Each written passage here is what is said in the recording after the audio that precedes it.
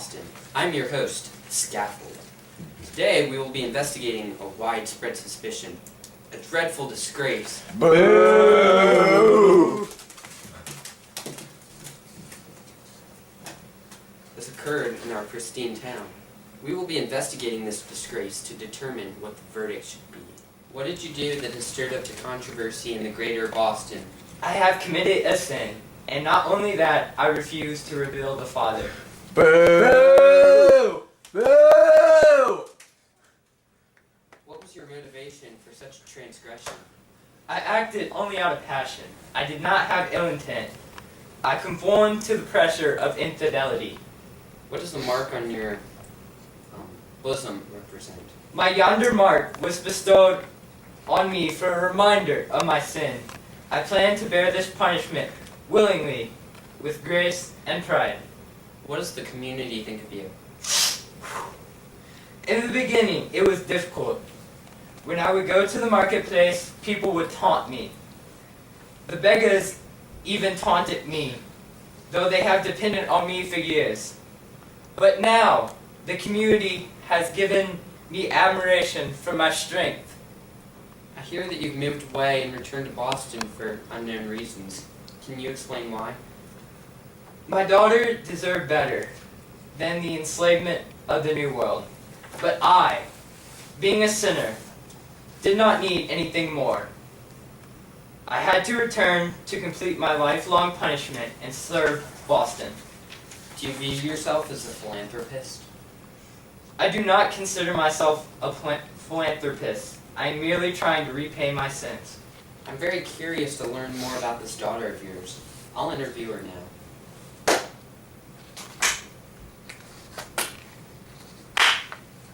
We have Pearl here on the phone from England.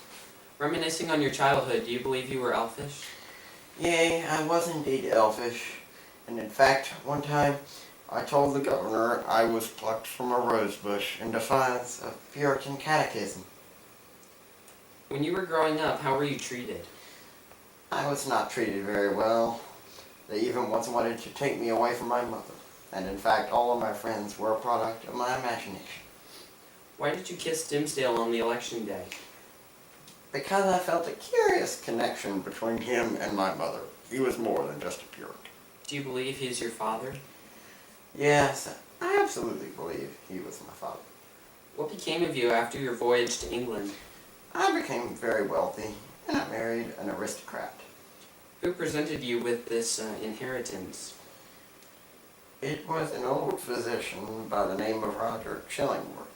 I would like to know more about him. Why don't we go to him now? How long have you been living in the New World? I arrived in 1642, but prior to this I lived with the natives for 2 years. What did you learn from these people? I studied the herbs, the grasses, and the berries. I have learned how to heal using the scarce resources of this wilderness. Upon arriving in Boston, how have you been treated? I have been greatly admired by the citizens here for my great knowledge in medicine and herbology. I understand that you've been caring for a very important patient. Would you mind telling us about your relationship with him? The poor minister that you speak of has become horribly ill. I have taken it upon myself to cure him with medicine and care. It appears that Dimmesdale is deteriorating. Have you noticed any reason why he may hold his chest? Dimmesdale is my dearest friend, and I refuse to publicly announce what may be vexing him. Well, if that's your belief, then I will not coax you to reveal any more. What is your relationship with Hester? Oh, Hester is a traitorous spirit.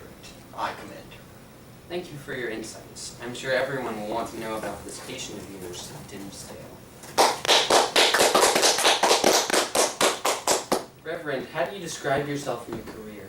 I am an adorned minister. I have served the people, but I am afraid I may have a morbid soul. What do you mean when you say that you are morbid? I have committed a sin that it's unforgivable. What is your opinion of the forest? I believe that the forest represents a place of great freedom and great evil. The witches are known to go there, but there is freedom of solitude. What were your affairs in the forest? I was adjoining the Apostle Eliot and working to convert all the natives. Why did you seem rejuvenated when you came out of the forest? I have made amendments for my transgression, and I plan on delivering one of my best sermons. What were your feelings when you came out of the forest? I had a feeling of new life brought before me. The feeling of new life was morally different than my old one. What effect did Hester have on you? I enjoyed counseling her since I am her pastor. Hester is a beautiful and courageous woman. Pearl said that she left a strong connection between Hester and you. Can you explain? Yes, it's true. I am the father of Pearl. Thank you for your wise insights, Minister.